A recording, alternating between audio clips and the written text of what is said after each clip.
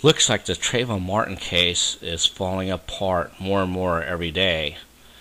The FBI just released a report, and their report shows no evidence that George Zimmerman is a racist.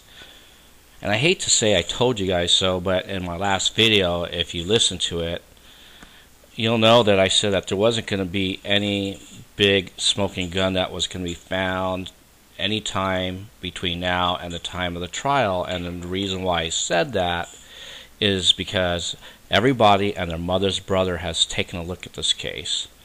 And if you look at all the stuff that they're releasing, there's nothing there.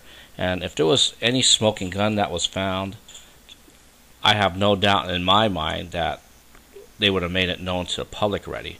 But let's take a look at all the people who have looked at this case. You have Chris Serino, the detective for the police department. You have the state attorney, Norm Wolfinger. You have the chief of police, Bill Lee. You have the FBI who's taking a look at this case. You have Dale Gilbreth, who was on the stand. He's the detective for the prosecutor, the state attorney. And all those guys, they didn't turn up with anything. And you have Angela Corey, who files this affidavit for an arrest. And, Alan Dershowitz calls that her affidavit unethical and irresponsible. And so, the thing is that, I just haven't seen any evidence right now, not for murder to second degree.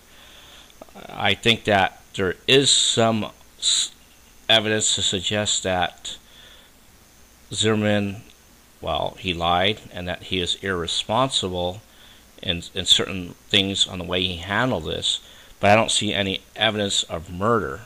So the next big question I have to ask you guys out there is, if Alan Dershowitz, what he said about Angela Corey's affidavit being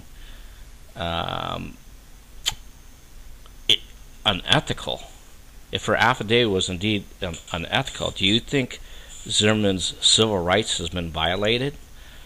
Because after all, as citizens of the U.S., we have a right to, an impartial road to justice.